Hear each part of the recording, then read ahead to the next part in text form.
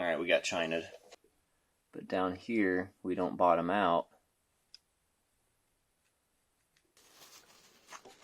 So here's the lines I'm talking about. So it didn't meet very good back here, so we're probably going to do it again.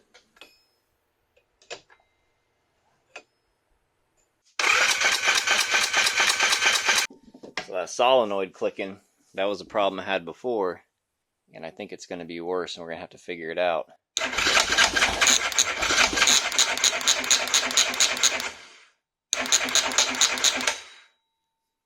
Alright, new channel, Eric Cook Stuff.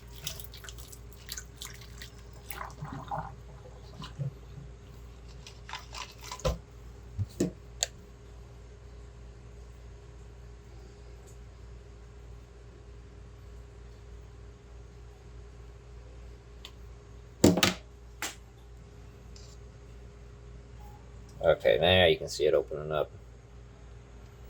She just had a little stage fright on the first time she opened up. She was a virgin.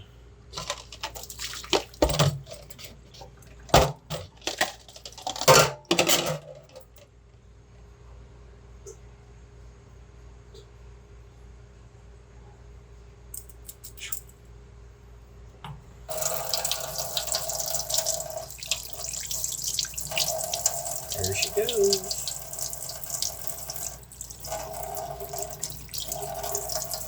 Alright, so the new thermostat works. We did a couple little minor things. Like I got the header on there, and nothing's like overly tight or anything. We swapped this hose out because his had holes in it.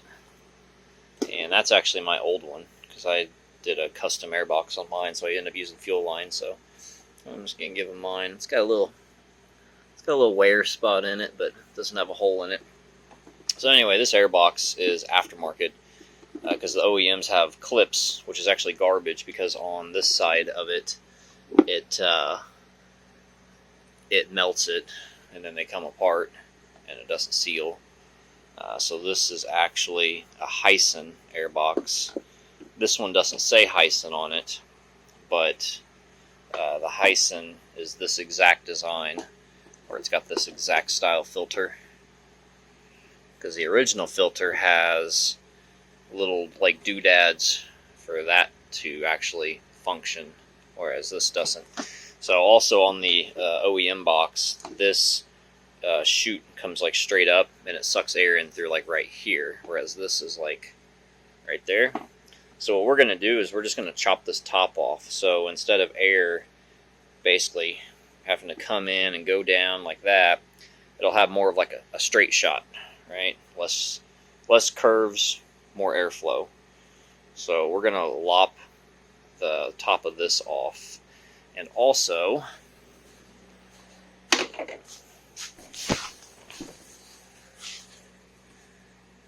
I think what I'm going to do for him is, because at this point, this didn't even have any bolts in it whenever he brought it.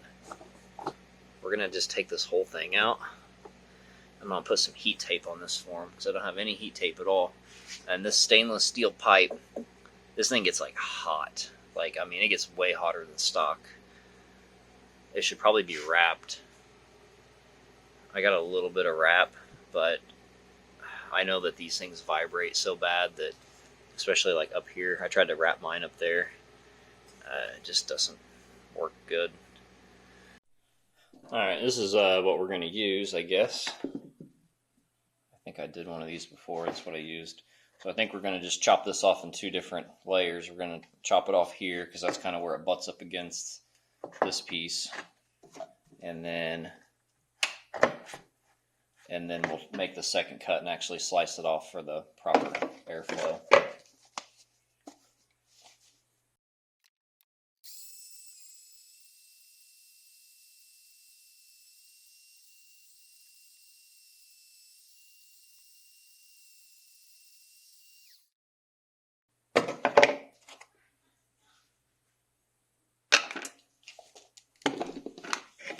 She was getting a little grabby. Trying to rip it out of my hands.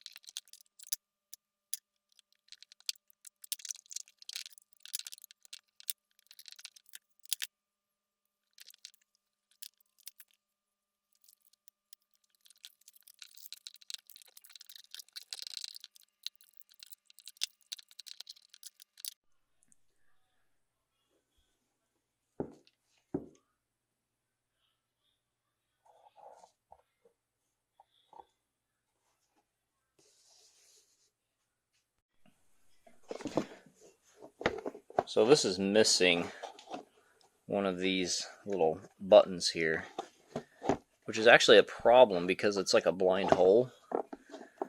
So I'm going to try this drywall anchor. Kind of only get one chance to shove it in there and see if it works, otherwise I got to dig it out. I'm just going to see if I can just push that down in there.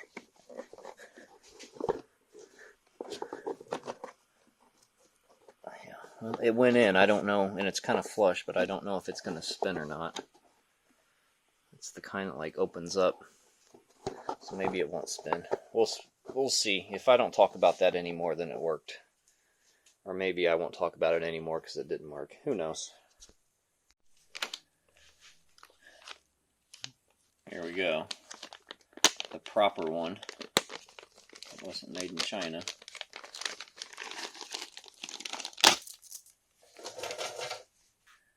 Alright, sir, I'm going to need to take your skirt off again for good this time.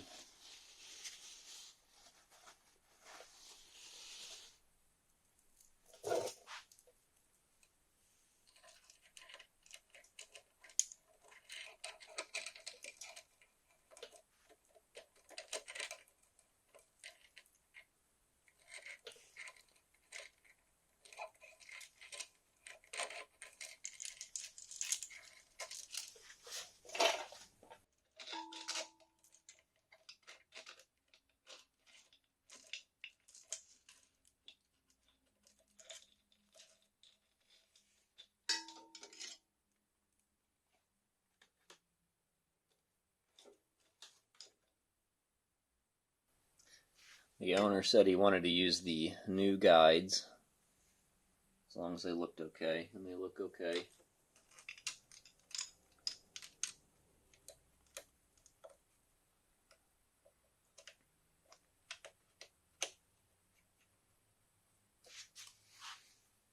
We're putting blue Loctite on everything internal. All bolts that are M6x1 threads, whether they're 8mm or 10mm, they're supposed to be 7.2 foot-pounds, which is 86.4 inch-pounds. So we're doing 87, which is probably like 7.3 or something.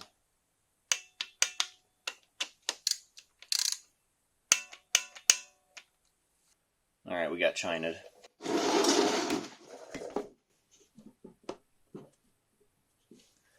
So this guide just slips in like right here, and what holds it in is just the valve cover.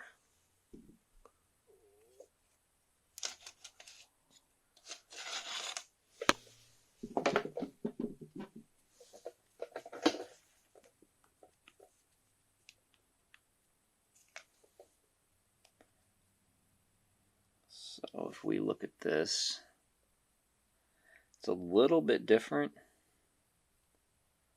Most importantly, down here.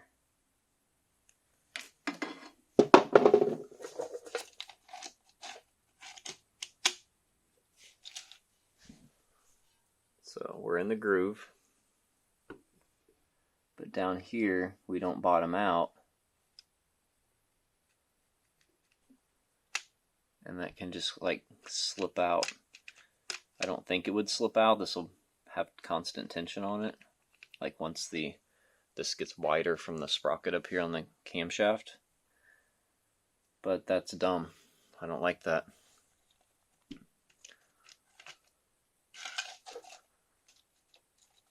So now you can see what the original guide should look like. See that? It bottoms all the way out in that little groove to where it stays in place. It also looks like it's got more of like an angle to keep this squished in more. So we'll do the new one here, and we're going to do the old one there, because this old one is in perfect shape.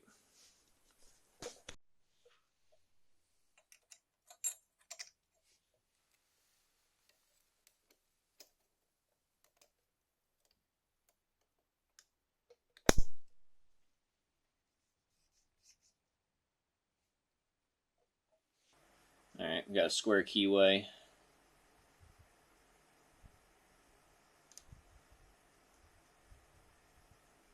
it up here on the edge of this shaft. We have our new oil pump, water pump chain, and the drive gear for it.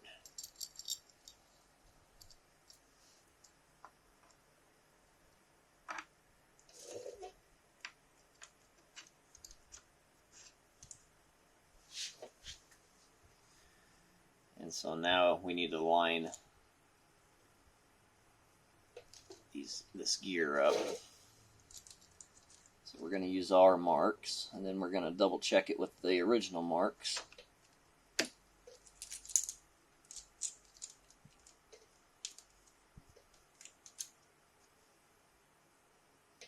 Actually, we're gonna make sure we can get this on here first before we even bother with that.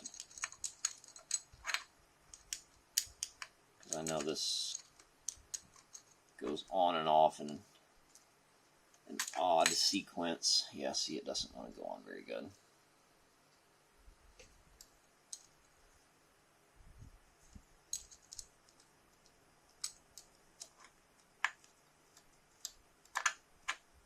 Okay. All right, now we can line up our marks.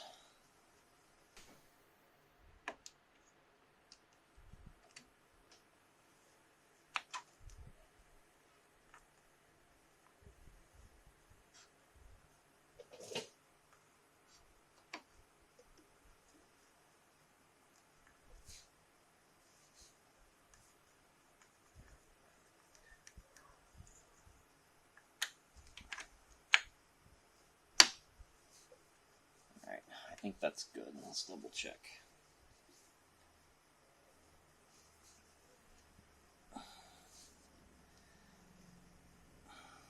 Okay. Here's our 2 marks. Here's our slack on a brand new chain.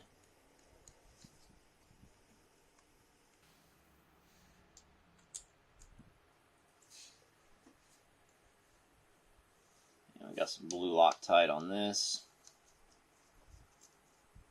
And we're going to take our mark and line it up with our old mark, which is where that tab is that we broke off.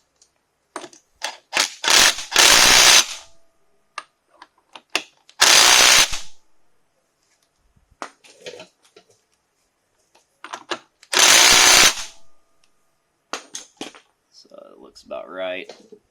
Now we're going to take and bend this washer over.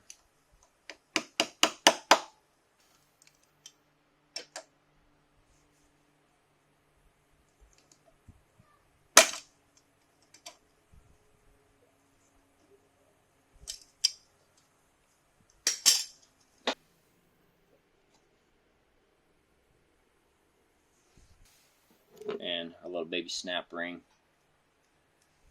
It's going to go on here to retain the oil pump gear. And this is one you don't want to, if it's spread out a little bit, you need to bend it back. Let me show you. See this, how it's spinning? Like loosely. I don't like that. So I'm going to pull that back off, and I'm going to try to bend it a little bit and see if I can get it to fit better. And if I can't get it to fit better, I'm going to go look for a new one. So what I'm going to do before we put the starter clutch and everything on is we're going to lap this flywheel. So can you see the little chip out?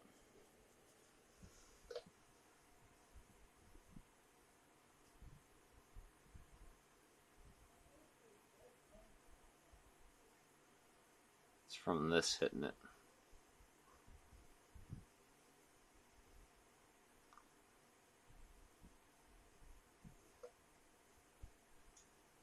We're going to rub this on a belt sander and make sure there's not any burrs about to fall off. We're going to take some of this stuff.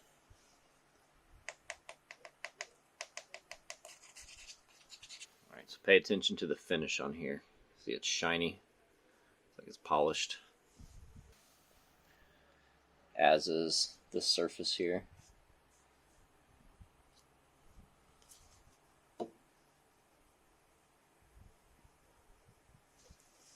So I put a little mark right here where the keyway is, and a little mark here to where I could see it better.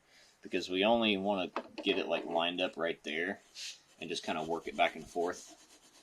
It's like as small of area as we can, like, you know, an inch or so, ½ inch each way, because that's where it's going to lock in with the keyway. Look at that. See it turning everything? It just like locked in solid. Like that's a good sign. That means you know it's not going to try to spin this flywheel and shear that keyway. So what we're looking for is this whole thing to be dull and even. No lines or anything in it.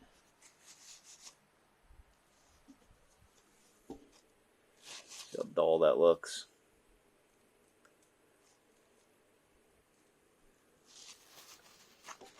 So here's the lines I'm talking about. So it didn't meet very good back here, so we're probably going to do it again.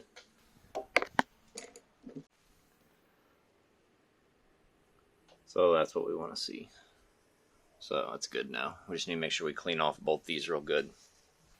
Alright, starter clutch time. Got our big shim. Let's go ahead and get that on there. We need to get this idler gear on here.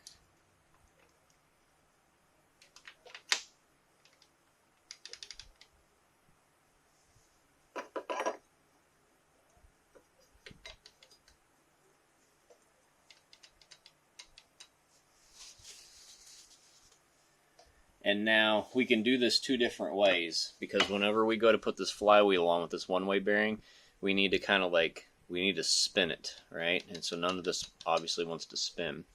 We can either hook some vice grips here and force it to spin like this, to kind of twist it on there. I forget which way it needs to go, but you got to twist it one way or another. You can't just push it straight. But in our case, we have a new starter, like a high torque starter, which now that I'm thinking about it, I should have put that carb on there. Maybe we can get to it. Maybe we got to pull the carb. I don't know. So we're going to go ahead and pull the starter. It's just the terminal and then one bolt here and then one back there that is easier to see on the other side. Just pull the freaking carb. It was too much of a struggle to try to do it without. So we need to vacuum that out, and we need to clean the surface where the O-ring rides.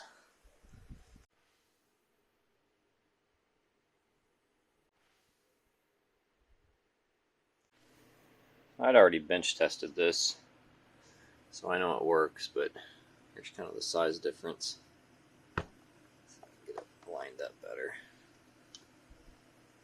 So this end cap is significantly longer, but they did offset the mounting tabs.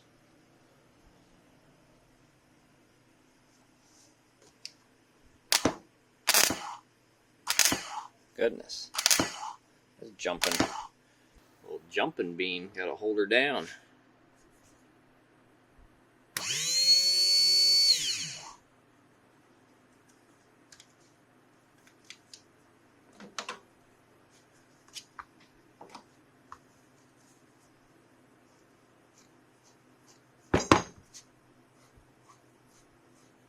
This one actually sounds smoother.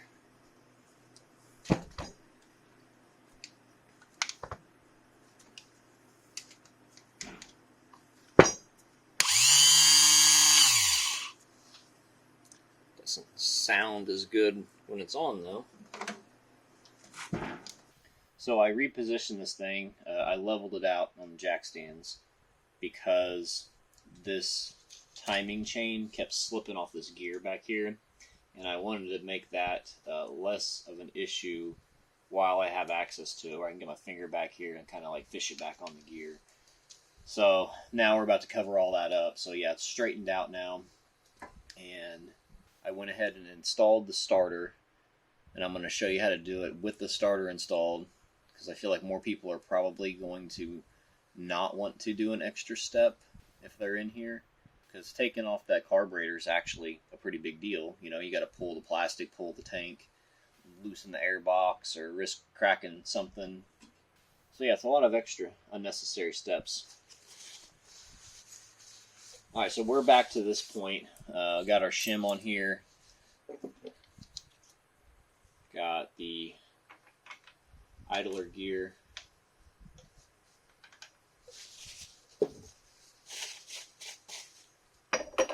starter clutch gear.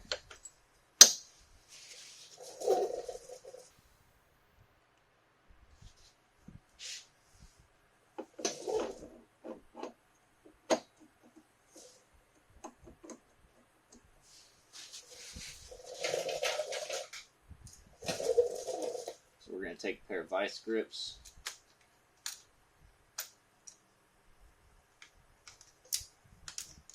Right on the edge of this gear. This brand new gear. Oh my gosh, you're clamping vice grips on a brand new gear. Oh my gosh, you animal. Yeah, well, obviously the gear is not riding on the other gear right there, so it doesn't matter. So we're going to give this a twist. I don't know if we need to go this way or the other way. We're going to just see if it wants to go on. Now let's go this way. Yep, there it went. So it went on. We're going to peek back here, make sure it looks like it's bottomed out. It does look like it's bottomed out. And then we can confirm that it's working, because it'll spin this way. This gear doesn't move. And it spins this way, it does move. So I'm going to go ahead and put this on just to cinch it down to where it doesn't fall off. That's it, just that. That way this doesn't want to just, fall off if it gets bumped.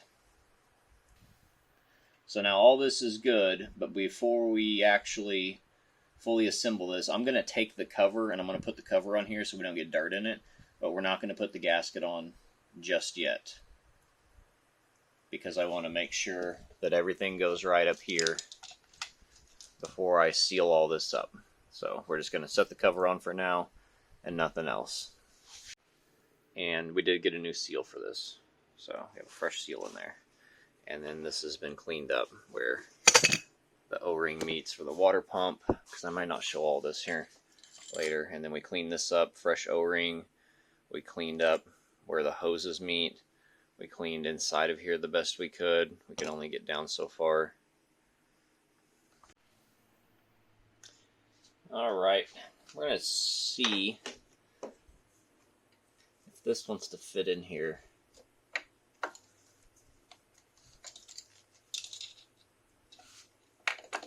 Without having to take off like that cam sprocket or anything silly. Sometimes they want to fit, sometimes they don't.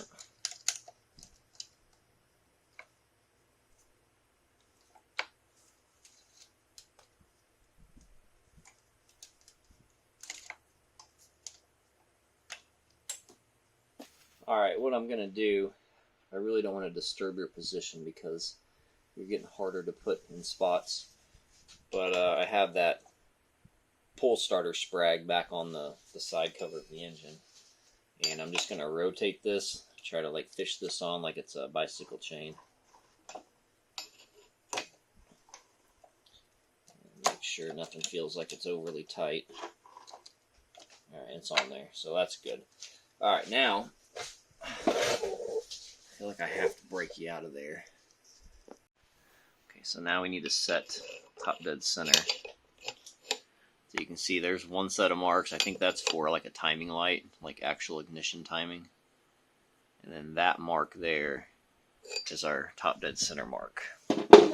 So then we need to come up here and we need to make sure that this mark is lined up here, and this one that's probably about there is lined up here. So then we need to, which way do we need to go? Alright, I gotta shove you back in the holder. So we need to get this to walk a tooth. Oh my gosh, stop falling on me.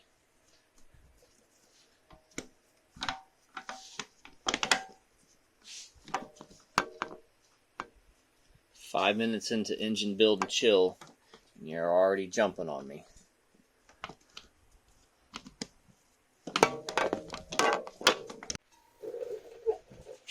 Alright, you're for sure going to fall right there, but alright, let me see if I can just get this twisting. So we need to go this way. So we need to kind of, everything is so tight on this that it makes it way more difficult. We need to try to roll this chain one tooth at a time, but everything's so tight it won't even roll one tooth at a time. So I think what we're gonna have to do is take this off, rotate the whole thing, and fish it back on. I think we did it. Let's see if I can pull you out of here.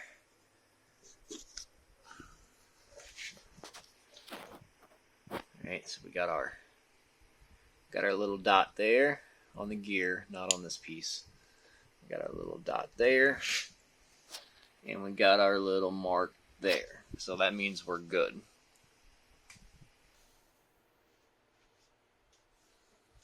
So we're going to go ahead and just spin this over a couple times.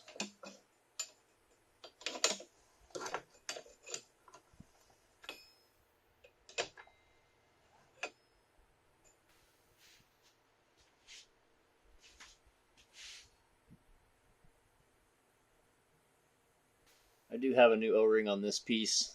This is probably going to go on and like you're not really going to see it very good. It's going to go over here because that's pretty much going to be your angle until this thing is assembled on the top. You got to remember too, we got to do this all over again.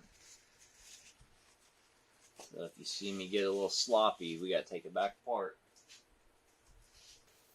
What I'm going to do before I put any sealer on here, I'm just going to test fit this to make sure that we have clearance. I backed out these rocker arms like really far to where we wouldn't have any kind of collision, and I'm just going to double check that real quick.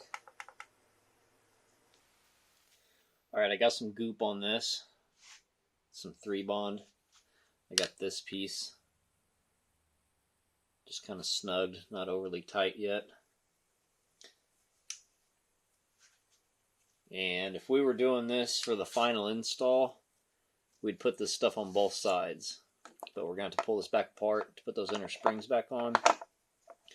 So if we get like a little bit of a leak, it's no big deal. Alright, you're done getting good shots. Alright, so now that we have our little template here, this is how easy all this goes back together.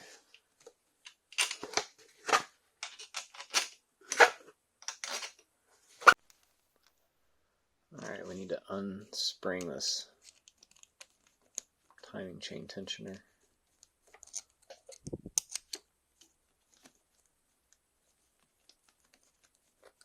So I basically got this in here. These things never, there's like a locking tool for this. They never want to like stay locked, so I just kind of got this in here with a couple bolts, and then we'll turn it the rest of the way and see if we can get it to jam.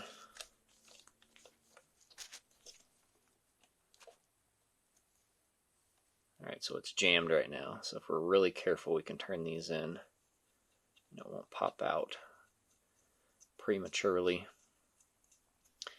Last thing you want is your tensioner to prematurely pop out in the middle of a rebuild.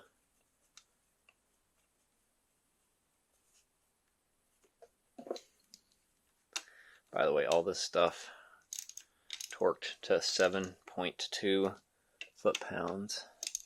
I torqued most of these, a couple I couldn't get to. But we gotta take all this back off anyway. Alright, now we need to unspring this. Ready?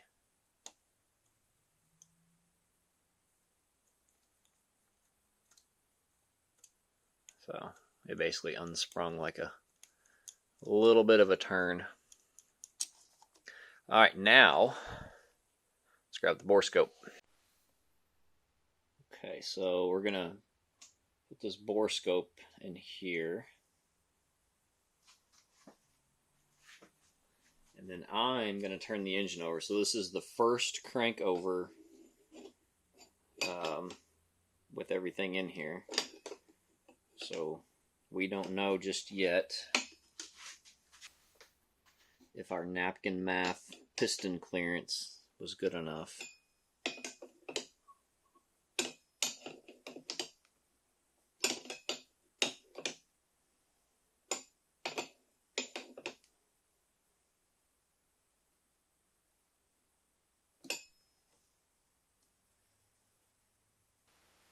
So that's probably the highest point right there for clearance.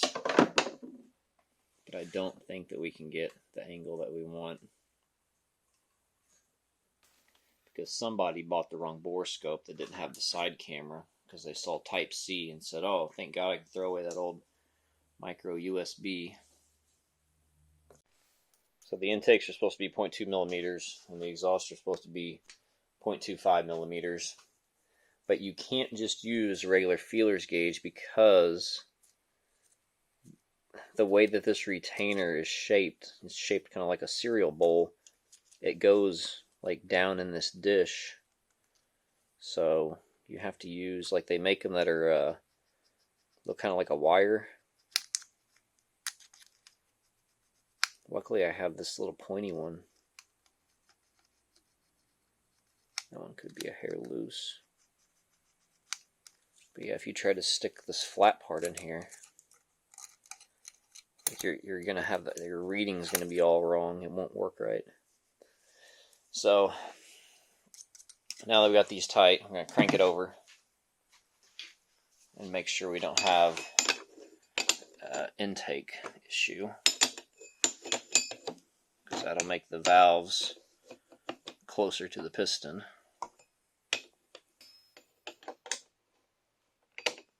There they go.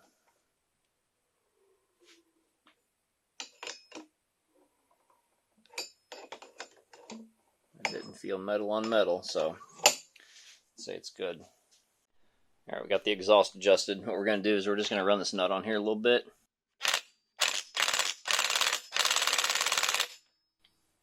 That's just on one, just so we can pull it over and don't have to worry about that coming loose.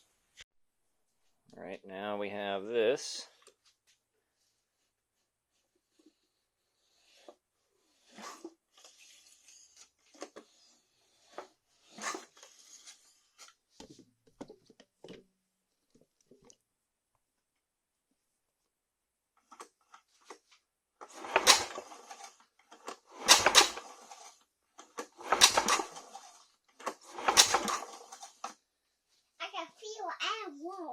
You feel air blowing on you? Yeah, just like 1 second. Yeah.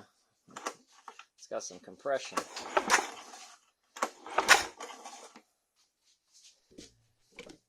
Alright, now that we know that that's good, let's hook the battery up, turn it over with the starter.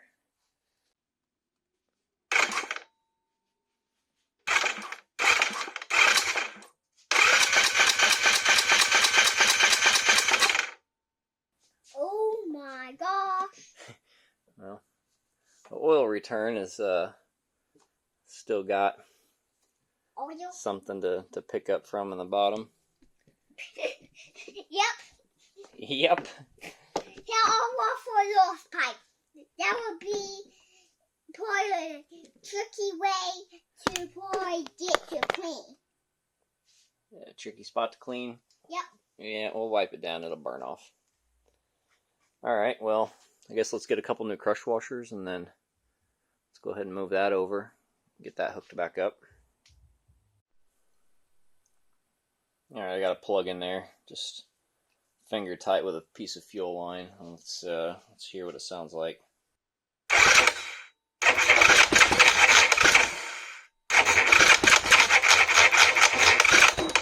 Oh yeah, so that solenoid clicking, that was a problem I had before, and I think it's going to be worse, and we're going to have to figure it out.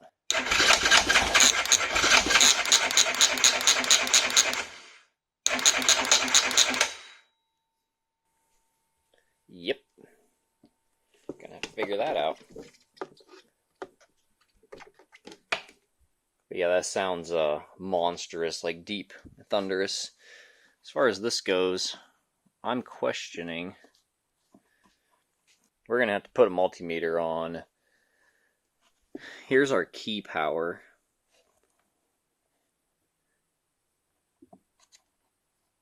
Oh. Is that the problem?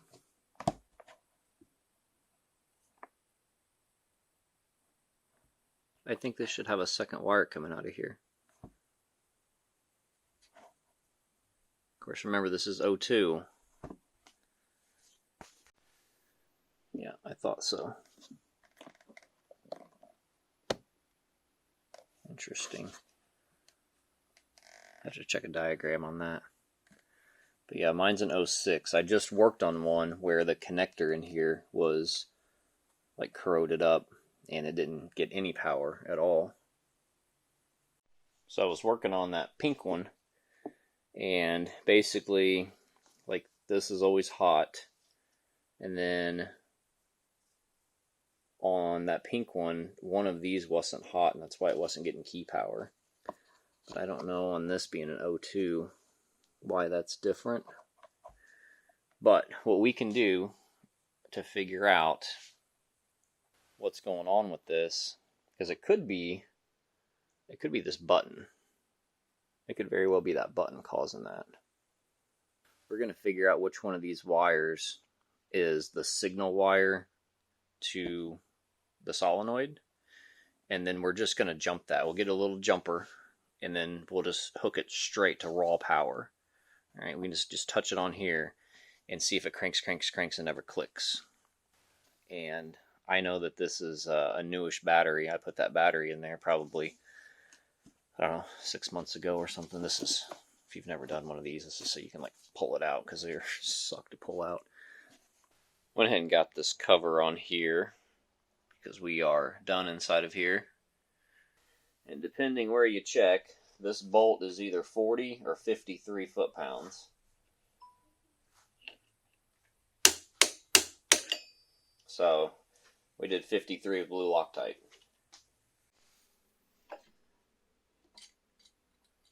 One thing I prepped on this is we got this long piece of tubing right here. This is for a weep hole. This was the old tubing on here. And this is fine until you drive in mud. And then that gets packed. And then if it gets packed hard enough, then you'll never know if it's leaking. And if it's trying to leak, instead of it leaking out of the hole, it can push past into like the oil seal and get in your oil. Because this can leak for two different reasons. There's like a gap in between here where this fitting is. It can leak because the ceramic seal is bad, where the coolant is like circulating, or it can leak on the, or I guess it'd be this side. The ceramic seal will be on this side, and then the oil seal will be on this side for the bearing. So it can leak oil or it can leak coolant. But if this is clogged, instead of it just dripping out, and that's your telltale sign, hey, rebuild your water pump, then you're gonna start mixing fluids. So I don't know where I'm running that yet, but having the hose ran, because it's a little tight to get to, is just kind of thinking ahead.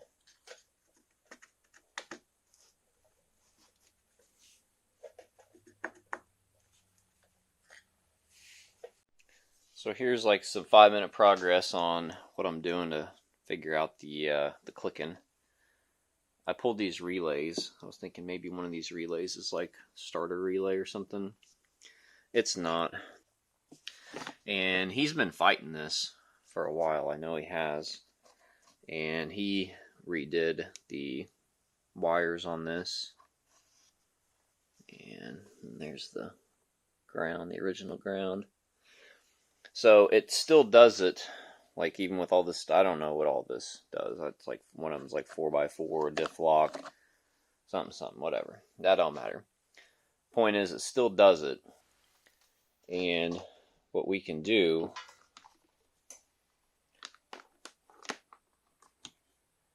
is, whenever we're cranking it, we can actually see this voltage kind of jump around.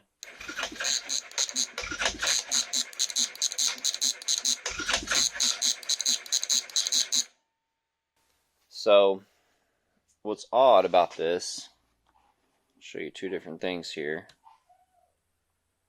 All of these wires have voltage. And I think this is the one that grounds out for the switch. So I literally didn't do anything, and now it doesn't work when I got a meter hooked to it.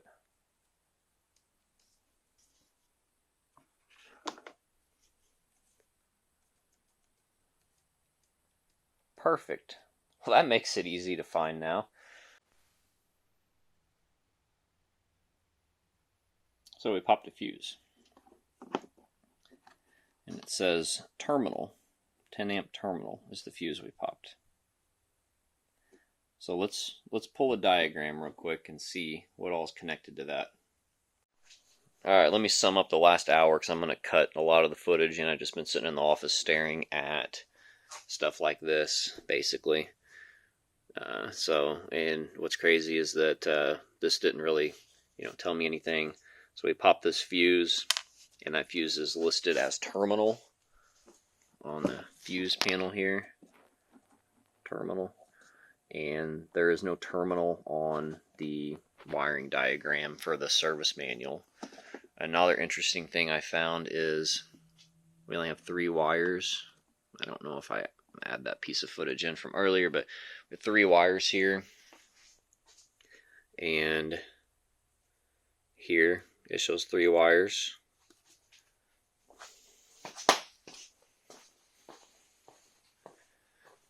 And then if we look at mine, mind you, this is an 06, that's an 02. The service manual does not specify what year it's for. It just says all of them.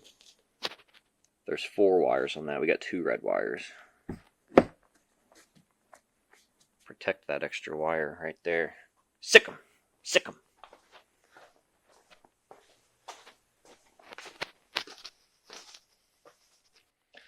So basically what I was doing is I was just checking continuity. I thought for a second that this wire didn't exist for like the chassis ground, and it was, kind of hillbillied in some way. And then I thought, well, it's pinched right there. Is that enough? Is it all broken inside of there? So I'm checking for continuity in places. And so I pull all this out, and I'm thinking, oh, I'm going to check, because it says the starting circuit runs through like the rear brake switch, not the front brake switch, the rear brake switch. So then of course I checked for ground at the rear brake switch and yada yada. And then I'm thinking like, well, the CDI, everything has to be approved by the CDI before the CDI, like the safeties, are good. And then the CDI says, yeah, it's good to go. Here's some power. So then I'm thinking like, well, let's start checking for grounds at these like harness side connectors. Just do, simple resistance check first, just poking. And then I was like, well, but when I got this out, I was like, I'm just gonna pull all this out and just have all this open. And I'd already checked the relays. And so I went to go pull this thing out, which didn't come out right away. And I was looking in here to see how to pull it out, and I saw that.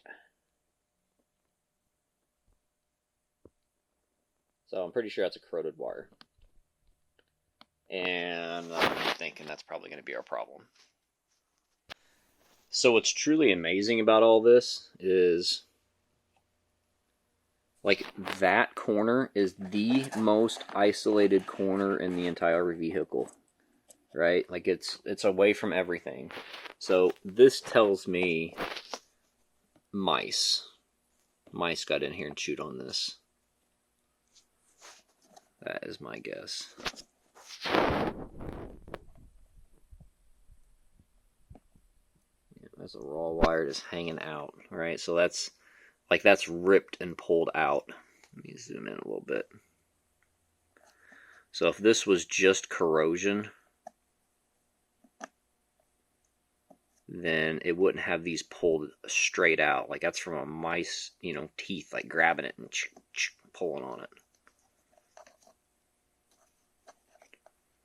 So now we need to try to repair that, which is going to suck because it's like all the way up in there, and I bet you that has one of them stupid proprietary connectors instead of a standard spade connector. So let's slice that back a little bit. Not because we're concerned with the corrosion being way down here, but we just need room to work. So yeah, we are going to go ahead and just patch that up. I don't know if it's going to fix the problem. It's a problem that needs to be fixed, right? So like obviously we're trying to fix a problem, but like this is something where we're not just going to be like, oh yeah, just run the jumper here and run it to here, and then if it doesn't fix the problem, we'll just shove this back in the corner and act like we didn't see it. So it needs to be fixed either way. We're going to fix it and cross our fingers, do a little rain dance, and hopefully it fixes our actual problem. Alright, wire patched. back in there, new fuse in there, all the fuses installed. Dash works. Nothing still, and we still have a little bit of noise, which you're not going to be able to hear because I got the AC on for a minute. Something is barely clicking back here. So now we know for sure what we need to do is we need to trace power to here, because basically we're getting, I don't know the exact route, here to here, probably here to there, there to here, and then here to here, and then here to here, right? Yeah, pretty sure that's it. And then of course in between there, you know, we got all these little safety switches and stuff, but I think them are all ran on ground side, which we still might have a ground problem. But I think we need to check for power here first. Well, we got a fried solenoid. So this is mine. I pulled it just to make sure that I thought I knew what I was doing. And so basically we have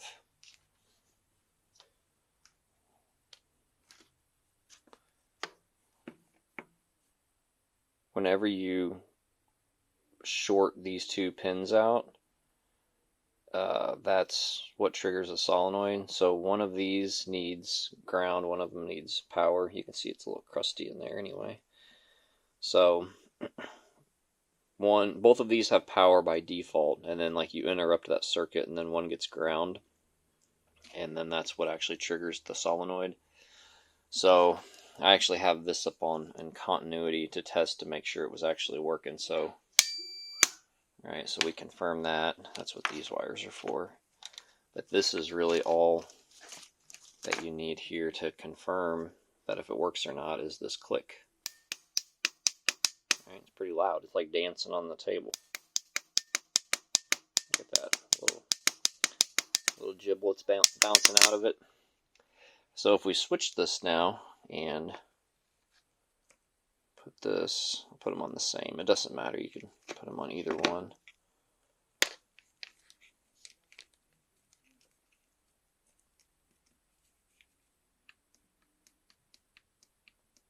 It makes that little noise that we were hearing when I'd push the button. And you don't need a fuse for this test.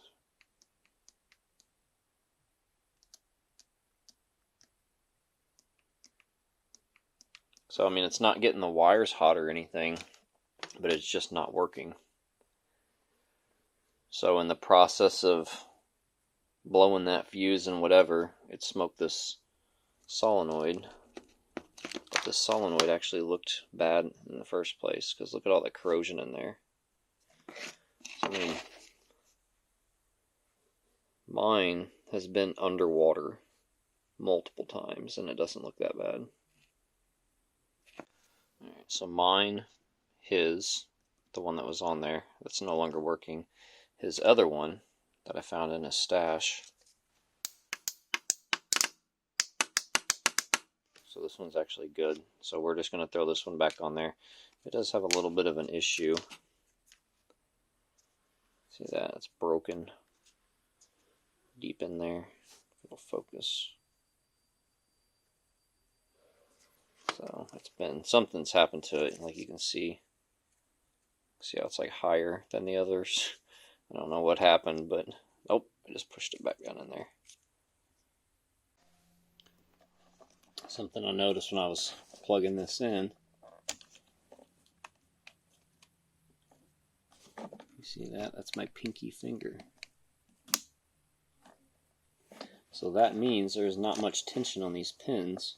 Now obviously these pins aren't going to be thinner, not like that much thinner if this one's Chinese and the other one was OEM. So what I think we need to do is bend these in here so they touch better, which might have been the whole problem in the first place.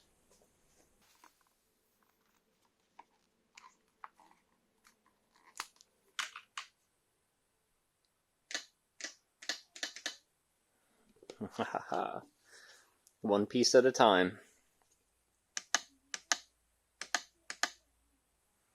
So what's clicking now?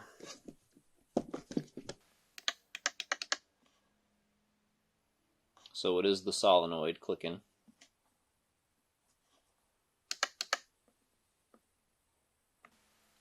Which means two things. It's either not getting enough power or the ground's not good enough to close this circuit all the way. Because we just tested this directly on the battery. So what I'm going to do real quick is let's poke in here and figure out which one of these goes to ground. Probably this one with the black stripe. So we got a blue with the black stripe and a blue with the white stripe.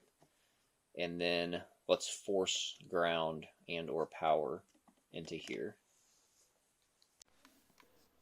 Alright, try to get you everything in one shot, but it's a little tricky. So screen's upside down. So we have one lead here connected to battery ground. Key is on, dash is on, whatever. Still got just the click. So we have power. There's our red. And then there's our blue and white. And there's our blue and black. And so if we start over here with red, tap the power, tap the start button. We drain a little bit. Put it at blue and white, tap the button, drain even more. But we still have like 9-10 volts. And then we put it on this one, the blue and the black, and we drop down to virtually nothing. So this is the one that shorts to ground. Is we can take this little screwdriver and just jam this in here, and then if we touch this, this is our ground. If we touch this, then it should turn over. Okay, it's not turning over. So now we possibly have a power issue too. So then let's do this. Let's pull this out. Let's shove it in on this side. So this is our hot side. Let's switch this lead here. Now let's see if we just clamp that on there and I push this button. Let's see what happens now. Aha. So now we're getting somewhere. Alright, so now we're adding in our own ground and power. So we had a good click. Oh, there we go. There it goes.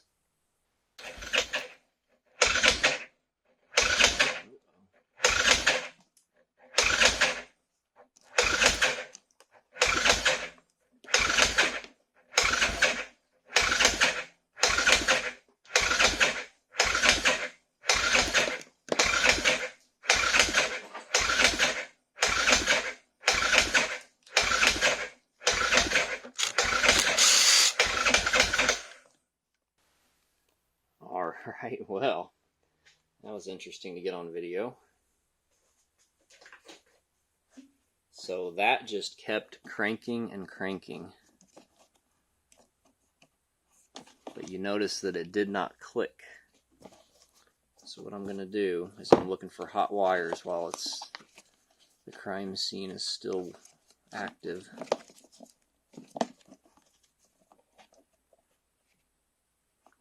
So what was crazy about that, I turned the key off and I turned the kill switch off and it kept on cranking. So the only wire that's hot is this main wire to the battery. And then the solenoid, or the starter, like right at the starter lead. I think what we're going to do is we're going to take the good CDI box off while we're doing this. After that little conniption fit that it had. Probably a China part causing that, so let's put the China CDI box back on. Let it burn up in a Chinese fire. I don't see anything, I don't feel anything. I'm going to take this battery lug and then touch it on here and see what happens. Well, that's pretty much our definitive answer. I had that clamped on there to basically test stuff, to make sure that the starter was like cranking over good. And watch. So what that means is that this is bridged in here. I don't know if it seized up or what. It is kind of hot on the bottom. And yeah, this is basically locked closed. Like, it should open, and then like you short those two wires, and then it closes until you let go of the button, and then it opens again. So this is stuck closed. So if we take this negative terminal, oh wow, let's try to weld it to it.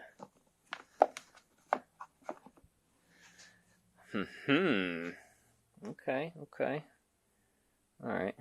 Let me take this off, and let's bench test this again and see if it's the problem is these wires causing it, or if it's internally froze now.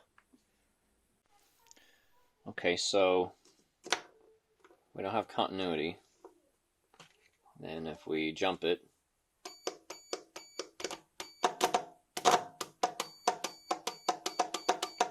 so just a second ago, before I tested this off camera, it was not clicking very loud.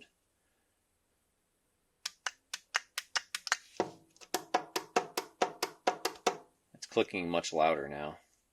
Oh, well, that's interesting.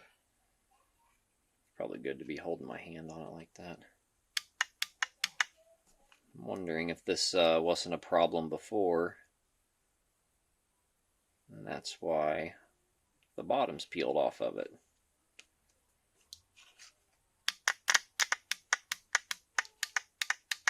Can't see it working in there, but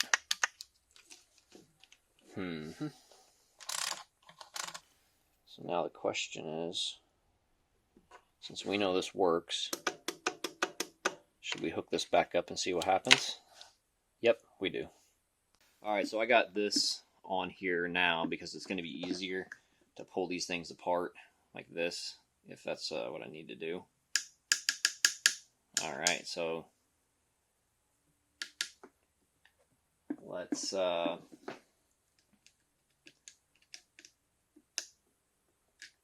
put this like this, and then let's make sure I can grab it. Yeah, so I can grab that easy. Alright, turn the key on. Turn the kill switch on.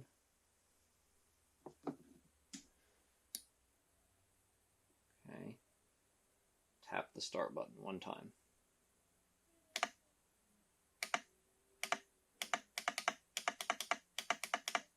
There we go. Yeah, so now we're back to where we were. So we know that this solenoid can crank this thing because it did it without clicking. It did it for quite a long time. So here's the solenoid that wasn't working.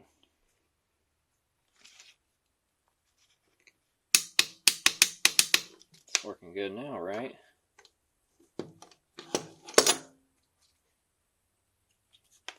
Well, I chopped the bottom of it off like this one. I wanted to peek in there. I was curious. And then I did this too.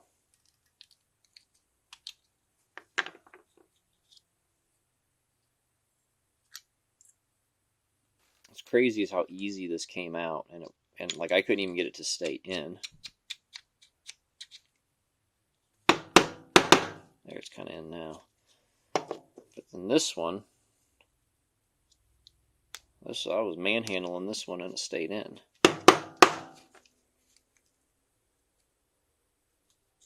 Look at this one's pulling the whole coil out, and this one's actually got the coil wrapped.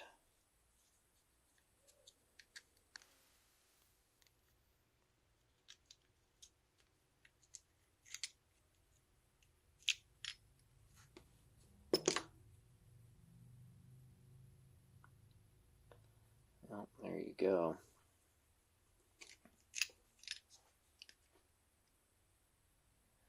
So that's your two pins closest to the lugs that we're shorting out. So you basically energize this coil and it's an electromagnet.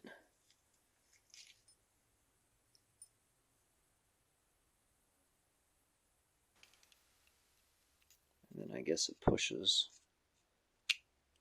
that in to bridge these two contacts, because this is like a little spring-loaded button.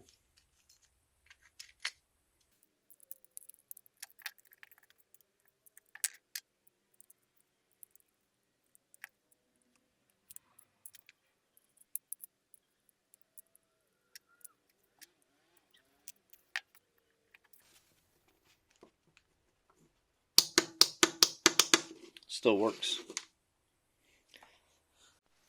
Alright, here we go. Try number 42.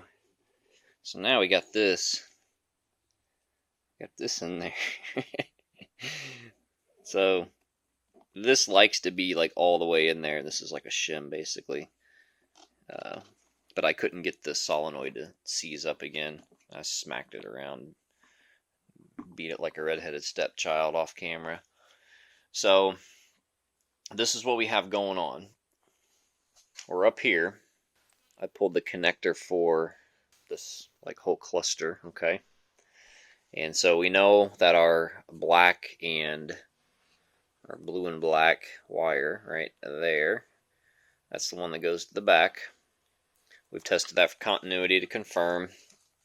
We haven't load tested the wire, but I don't necessarily think there's a problem with the wire. I think there's a problem in here, and this is how we're going to confirm that.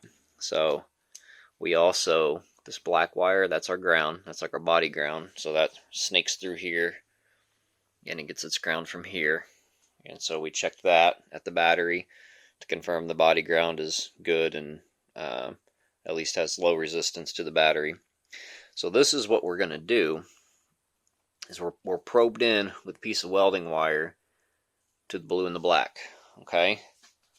And then we're snipped in right here, and I confirmed that this is a good, battery ground, like this is connected to the battery good.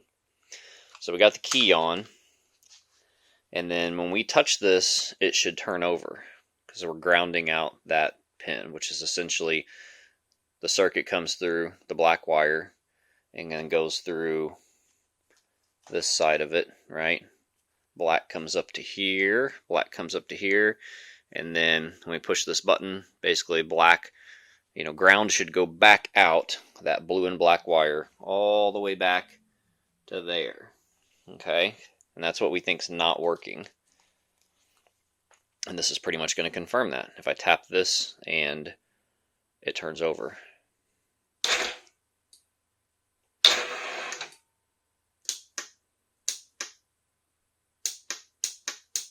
Okay, well, so it just clicked a little bit. So why is it clicking but not turning over? So now we're getting back into the same boat where it was clicking and then it started cranking on its own. Alright, so we got our rigged up solenoid here. The other one quit working like entirely. It won't like bridge that plate in there. So we know we have an issue with one of these two blue wires, like for sure. It's either not giving a good power, not giving a good ground, and we're going to verify that, and then we're going to check these one at a time. But I think we actually have a separate issue. So I think that this decompression pin needs to be modified in here. And I say that because if this is our valve clearance, the width of this frame rail, and that decompression pin is meant to like push the rocker arm out, like it sticks out like this far versus the valve clearance. So we have like this much room to work with or whatever. And then the aftermarket cam clearance is like here. Then that pin, instead of that pin pushing on that rocker arm this much, like this is an exaggeration, but instead of it pushing on it this far, it's only pushing on it that far. And it's not pushing on it enough for it to like get past that compression stroke.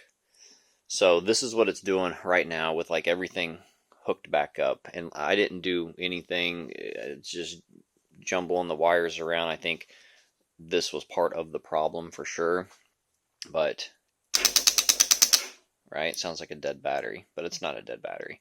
In fact, I swapped batteries. I put my battery in it that I know is good, and because his was doing the same thing. And we got the trickle charger right here to just kind of assist things and keep things charged up while we're testing it. So what we're going to do, I'm going to show you, I'm going to jump this. We're going to run jumper straight to the battery, and we're going to hook this to the solenoid, and you'll hear it, it's like kind of gets in a bind. It won't want to crank very good. And then I've also tested that by just hooking jumper cables like straight to the starter, and it didn't want to. So, and it gets these hot.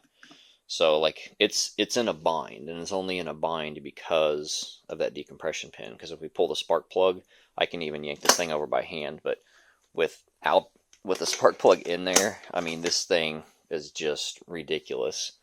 So like we know that that's a problem. I have an idea how to fix that. But we're going to figure out the electrical issue first. So when we put this back together, we're not fiddling around with any more wiring crap. Okay, so we got white hooked to ground.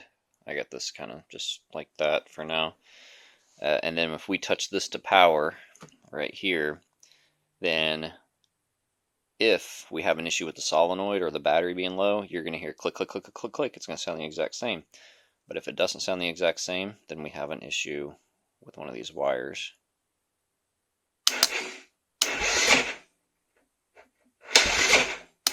So you can hear how rough that sounds, right?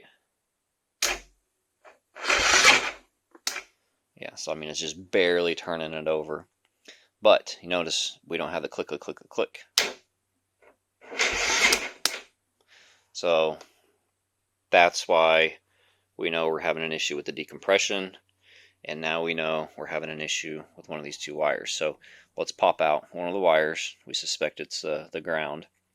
And then we'll basically like force a ground onto it and bypass all of this wire for the ground. So here's how we're set up. We depinned this, and then I just have a screwdriver shoved in there, like kind of jammed in between that spade connector. We're still on ground here. We need to give it power. So now we have power to this other blue wire. And then, switch hands here. Whenever I touch this, then it's either going to click, and then if it clicks, then we know we have an issue with power delivery, or it's going to just crank really hard, and then we know we have an issue with the ground. Aha. So that means it's not getting good power. Okay. So now what we're going to do, we're going to switch these wires around, and we're going to do the same test, except we'll hook this to positive. Okay, so here's our second test. Basically the same thing, but in reverse. We've put that one back in, we've pulled this one, and then we're just hooked. We got that hooked straight to this terminal, which is hot. And so now, push this button, let's see what it does.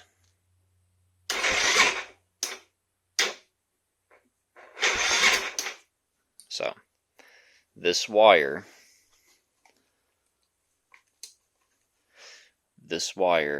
is not feeding clean power.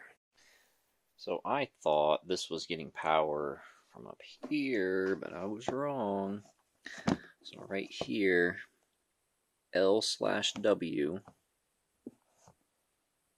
that is our blue/white, okay? This is our, like this stuff right here is that. So this is really easy to follow. We just come up here, come up here, come up here. It's this. So this is where it's getting power. That is actually a CDI box. I think it's this wire right here. So what we want to do is load test this wire to see if there's a problem with this wire from this point to this point. And hopefully we don't have a problem with voltage delivery to the CDI, but we're going to figure that out the same way if we do. Well, there's not much room to wiggle around in here, so this is how I'm just going to test continuity. So that's the same wire. And this doesn't test the connector up in here, but this is like one of these weird connectors where I don't know if I can get that out. So for right now, we're not going to worry about that. We're going to tap into this and load test it from here to here. Alright, so here's our bulb. So we have this at one end, right? The yellow, and it's clipped to the yellow. That's a coincidence, it doesn't matter. That's high beam though, so it's going to pull more power. And then that's clipped to here on one end of the wire. Then the other end of the wire is here. We got the light bulb grounded, so we're just going to stick this to power, and this should light up and stay lit up, and it should be bright.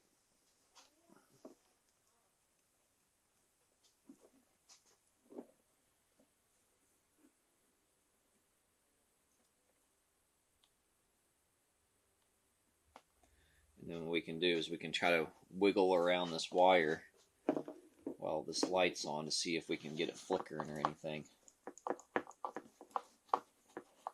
Right, so we're no closer than we were. Like that didn't tell us anything. I was expecting to maybe feel some warmth or it flicker. It's so deep up in here though, I can't really do much. Alright, so all we did, we hooked the CDI box back up, and we took our clip, instead of clipping it here to this lead, we're clipping it to the screwdriver again. The screwdriver's still jammed in there against that spade connector. And so what this is going to do is if this wire is broken up in here somewhere, it's been chewed on by a mouse or something, we're tapped into the fresh part, right? And we're going straight fresh to the solenoid. So if it clicks the same way, then we actually have an output voltage problem from the CDI. And we'll check that with the other CDI. And if it works, then we know we have a problem with this wire from point A to point B. So here we go. Key on. Alright, take two. I had the kill switch unplugged. Alright, key on and button. Okay, so then I would say that means we have an output voltage problem from the CDI, which I doubt is this CDI's fault, even though it's China. I have a feeling that it's going to be an input voltage problem from whatever the voltage source is. Alright, so let's see. If we put this here and then we hit this button, let's see what it drops to.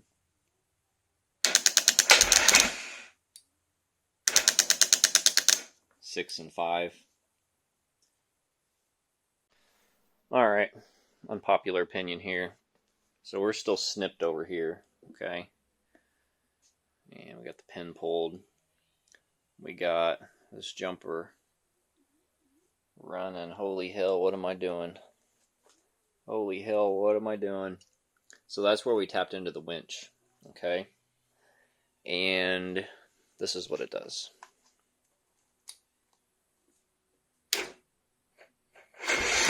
Oh, it works! Isn't that crazy?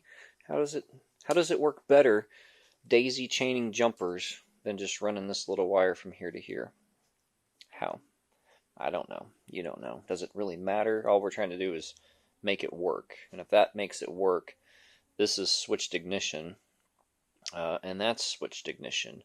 My theory is that one is switched ignition off of a different fuse. That's my theory. And there's something weak in that wiring. But at the end of the day, we just need to get it running, right? And I will tell the owner my findings, and that leads us to the next thing, which may or may not be a surprise, me showing you this now. It's September 2025. It's like the end of September 2025. He's been fighting this for a long time. So he had already bought a wiring harness last year, you know, a full 10 months ago. And I'm not going to lie, I've probably spent 3 hours messing with this on and off, like as far as hands-on, looking at diagrams, looking at some Google, and yeah, I mean, we're to the point where we were snipping wires and stuff, which, I mean, we're going to leave that snipped if we go. We're going to probably leave it like this to get it going. Okay, same as everything before. We're tapped into the key switch for switch ignition, but we've moved this. We weren't even using this a second ago. It was hanging over here on this side. We've tapped into this side of the wire, the harness side of the wire that ends up right here. And so now what we're doing is we're feeding voltage into this end, and it's coming out right here at this connector like it originally did. And then we just have this clipped on here with alligator clamps. So the most like inefficient way possible. So let's see how it acts. Okay, and so what that confirms is that the integrity of this wire is good, right? The wire is good. It was never the wire's problem at all. Yeah, we snipped this for no reason other than to diagnose. But the problem is the power delivery to the CDI box, which is kind of scary because it's an expensive CDI box. I don't know exactly how much it costs, but I'm sure it's expensive. There is poor power delivery to the CDI box, and it gets delivered through this wire right here. And we've already tapped into it, as you can see. We've tapped into it and then forced voltage into it, like just ran a jumper from here to here, and we tapped into the ground, ran a jumper from here to here, and it doesn't change it. So there's something going on in the wiring that's causing all that. And what we'll do with them pinholes is we take a little bit of this and you just dab it in those holes. So no, I will not leave those holes exposed like that.